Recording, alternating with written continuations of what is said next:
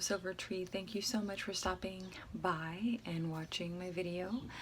I feel so happy and grateful that you're making the time to watch. So let's continue on with this discussion about forgiveness, okay?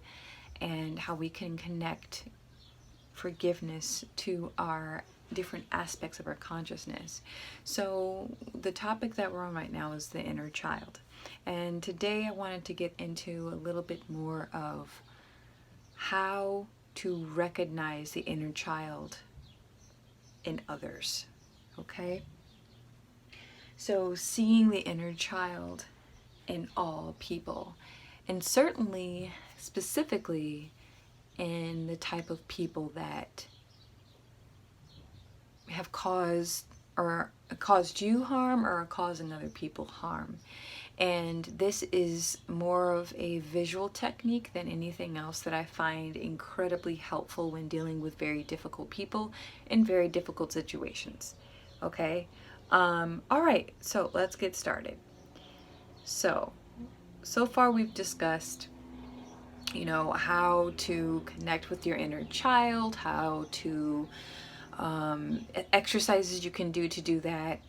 And yesterday we talked about, using compassion with people who don't deserve it, right? There are people who you feel or I feel that do not deserve any inch or a millimeter of respect, right? We feel that with the very fiber of our being when we have been wronged or we see other people being wronged in any way. And that, again, feeling that way is valid. Feeling those emotions, those very strong emotions towards someone who has wronged you or who's causing harm to another person is valid.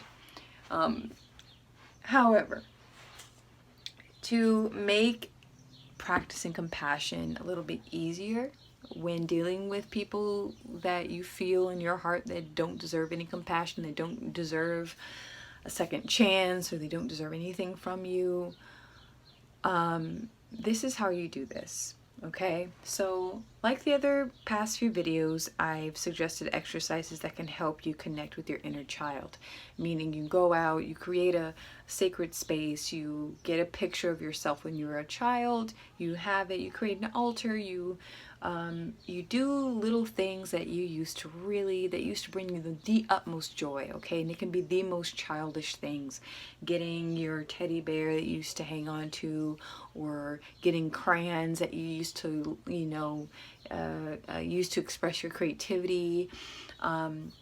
There's always a lot of color when it comes to children, okay? A lot of color, a lot of vivid energy, and just a lot of visually stimulating things that children love to be surrounded with, toys and stuff like that. And I mentioned this in the previous video, but the most important thing, apart from making it a ritual or creating a sacred space or altar for yourself when you're doing inner child work, the most important thing that I mentioned in the previous, I think 2 videos ago, is visualizing, okay, your inner child.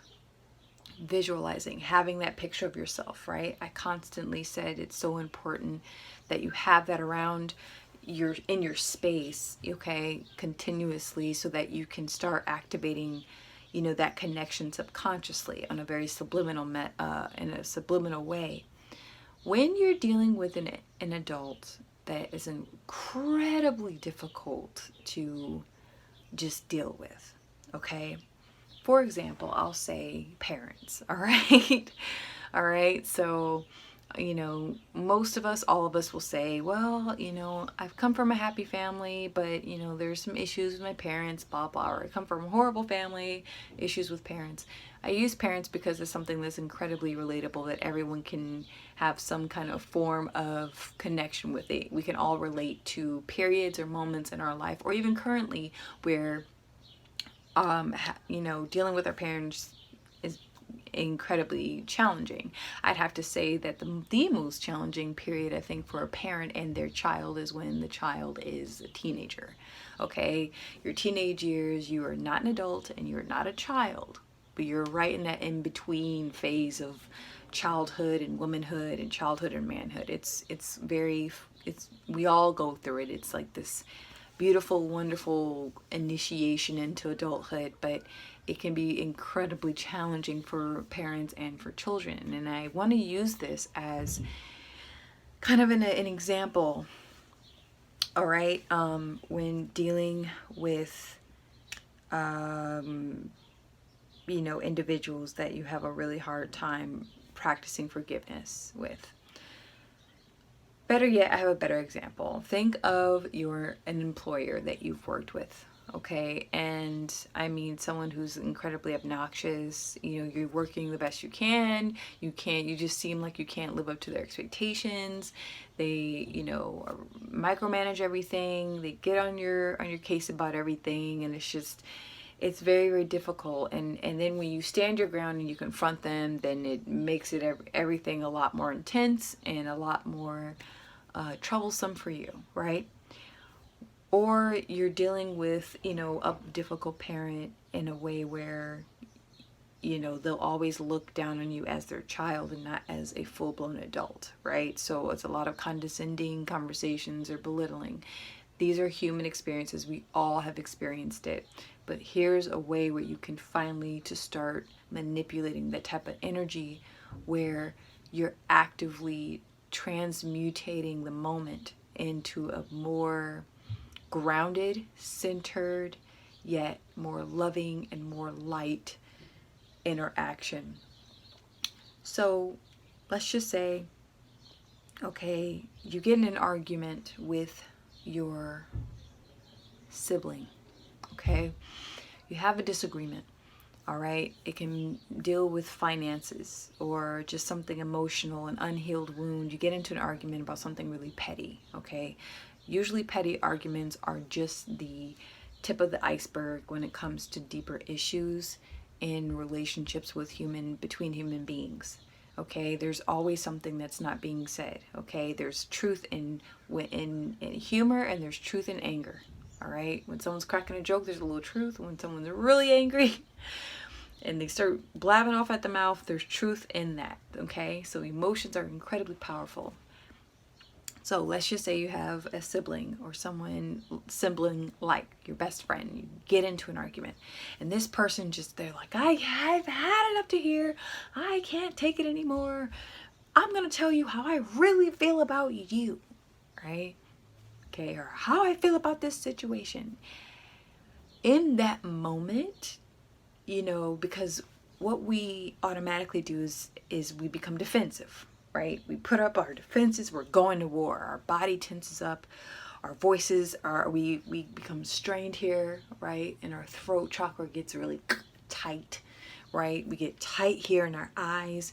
We ball up our fists. Everything becomes really restrained. We're not breathing. Our breathing becomes constricted when we're angry, right? And we're just, so we get ready for war. In that moment, okay, and this is very difficult because we're human and we have egos and we have to defend our ego. We have to defend our feelings and our points of views, all of this stuff. So this takes practice. All right. I'm not perfect at it. I'll get in my feelings too, but I have used this method before, and it really, especially if there's a strong dislike for this person, it really, really it neutralizes everything. When a person is going off at the mouth, okay, at you, right, and you're about to gear up to get your point in, to make your point, this is what you do.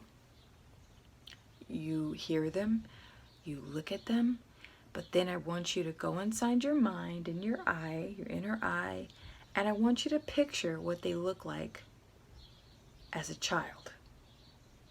I know, strange, right?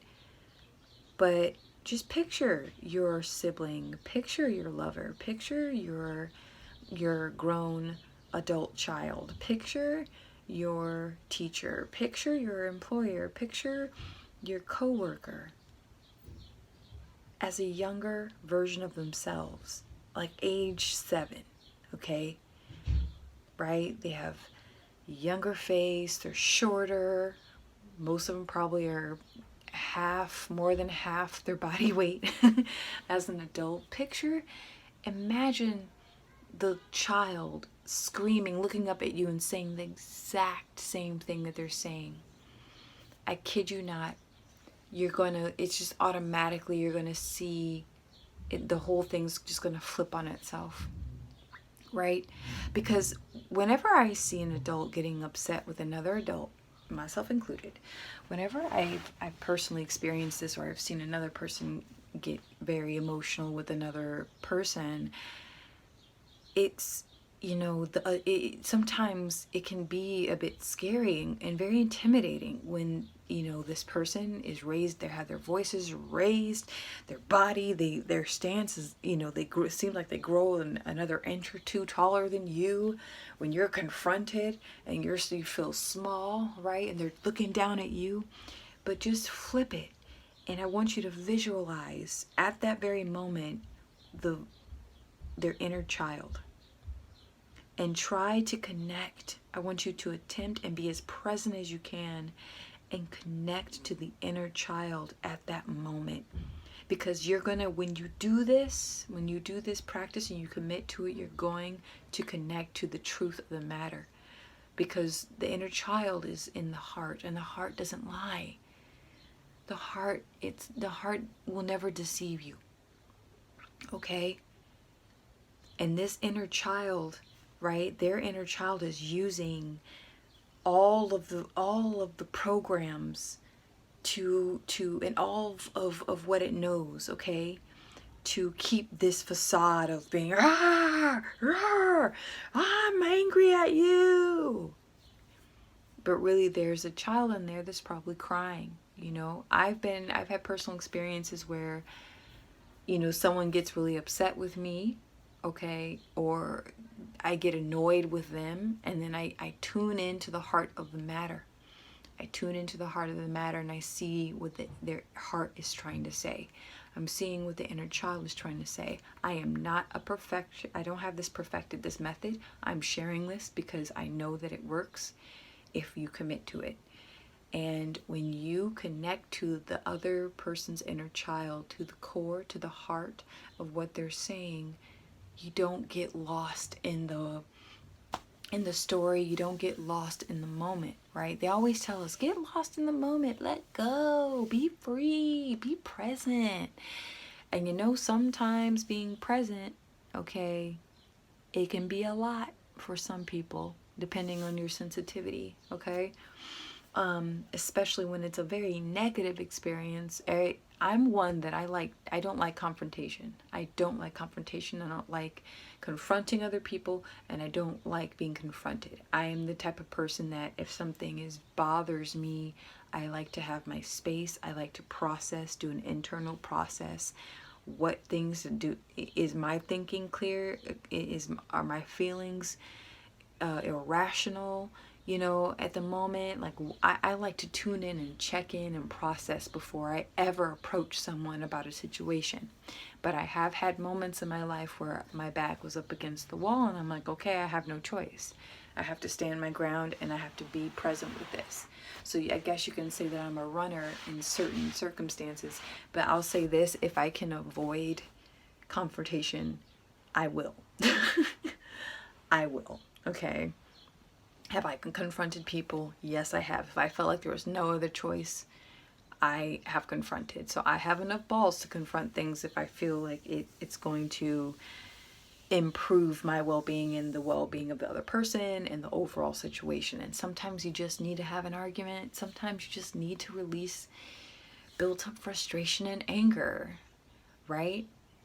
But the thing is, that's all well and good, when you create the space for that, and that this is a big challenge, I know, because a lot of the time adults say, I don't give a shit about their inner child. I don't give a shit. They're hurting me, and here's the thing: hurt people, You know, everything that we've done, that's been done to us in a negative way, in some form, not, we don't hurt people the same exact way we've been hurt, you know, but it comes out in different ways. We also learn these behaviors, and we tell ourselves, well, these behaviors will keep me safe.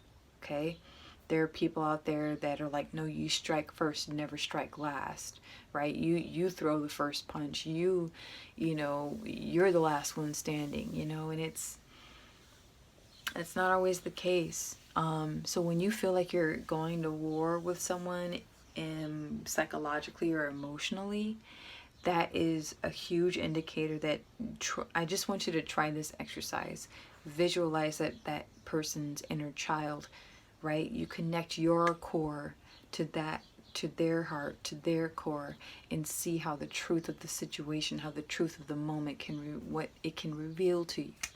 Because, you know, we all want to win an argument. The ego wants to win an argument. The ego wants to have that make that point of view. It's like we're in court, you know what I'm saying? Like, I have evidence, and I'm going to show you that you're wrong and I'm right.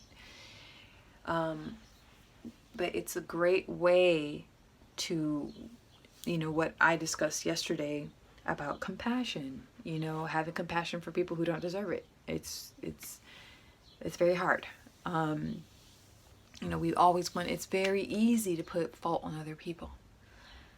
You know, it really is. Oh, well, it's my job's fault that I hate my job, right? It's my employer's job that I don't like where I'm at because the working conditions aren't what I like. Or it's you know, my boyfriend's fault. It's my parents' fault that I'm so effed up in the head. And it's my ex-boyfriend's fault, you know? And even if you're rightfully, like, in the right, like, someone went out of their way to hurt you physically, sexually, you know, psychologically. Someone went out of their way. They intended to cause you harm. It's much easier as well to push the blame on them.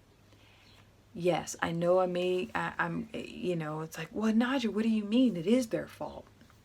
Yes, but when you take full responsibility for your life and for how you conduct yourself through the experience, you take accountability for your well-being, you become empowered. You're not falling prey to the constant disempowerment when someone has hurt you or caused you harm continuously.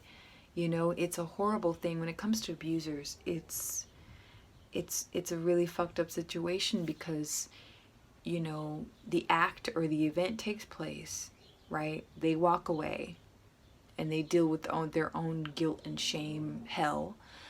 But then you continue living your life, or trying to, but you're reliving that moment continuously. And hell is a type of repetition. It's a cycle, and just keeps going and going and going and going and going, and it doesn't stop, right? So, you know, I mean, it can be very powerful, this technique, even with your abuser, okay? And it may be very difficult because the extent of abuse can run very deep for many, many people. It can be incredibly traumatic. But once you get to that place where you feel centered enough within yourself, centered enough with the wounds, you've recognized the wounds of your heart, you've connected to your inner child, I want you to take this practice and tune into the abuser, okay? And see the inner child in the abuser and connect with it how you connected with your inner child. Write a letter to their inner child. Show compassion for their inner child, because it exists. You know, our bodies grow and expand and evolve and mature. You know, hopefully you mature and consciously and all that stuff, but we have certain aspects in our consciousness that are infinite. The inner child is infinite energy.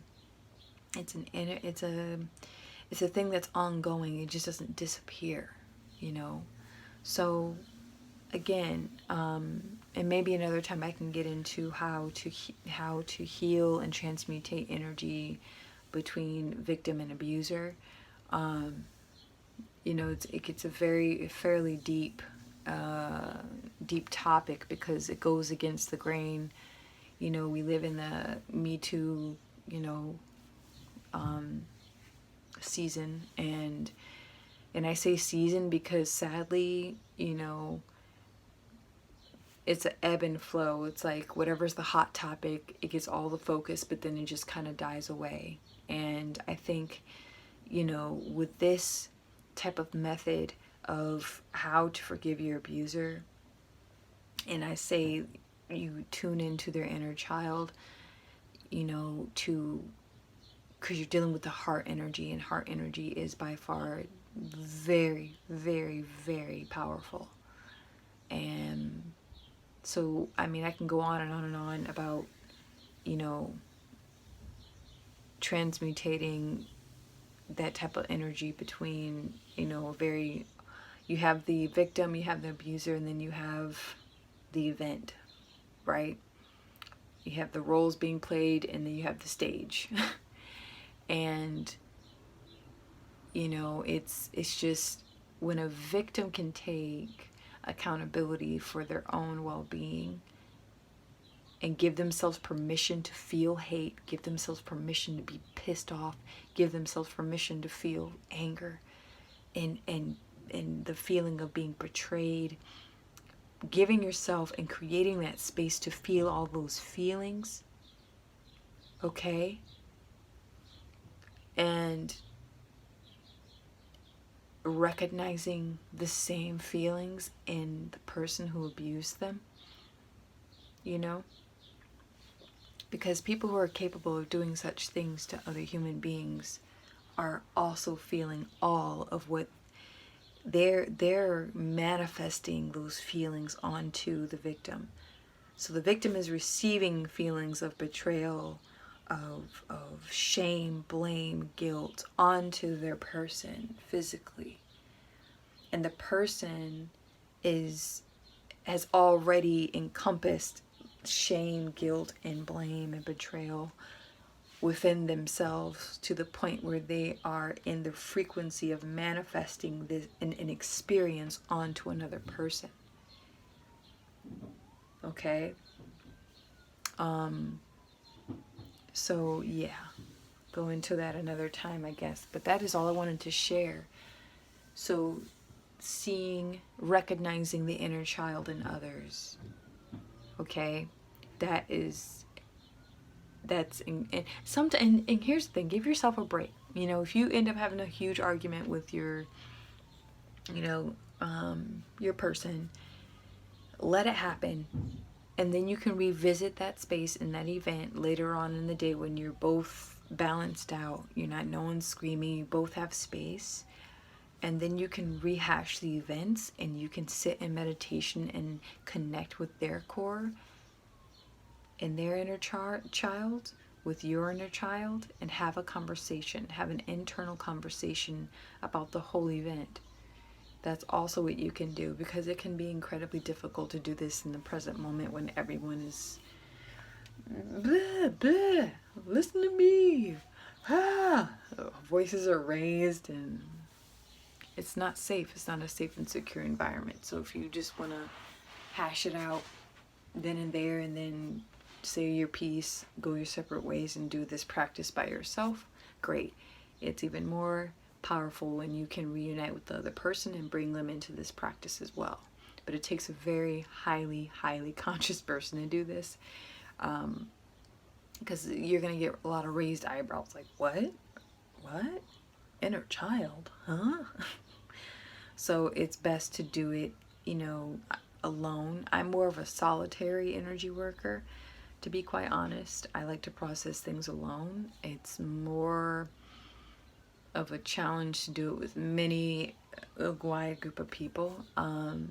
That's just me. But, you know, if you feel called to do this and your person is of that level and of that level of consciousness where they can meet you in the middle You can have a full-fledged spiritual practice of both of you connecting with the inner child and connecting to the core, the truth of the situation, because the heart is the truth. So connecting to the truth of the situation behind all the hurtful words, behind all the cussing and swearing, behind all the raised voices and angry facial expressions. What's the truth behind what was trying to be expressed to begin with? Okay, so I'm going to leave you here with that message. Thank you so much for tuning into Runes of Silvertree. Please be on the lookout for rune readings for this Wednesday.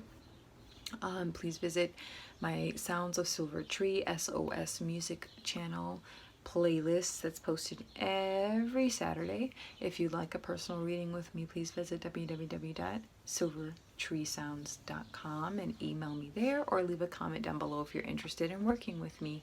Thank you so much, and always remember to embrace supreme love and guidance, expand your consciousness, and evolve your human being. Thank you.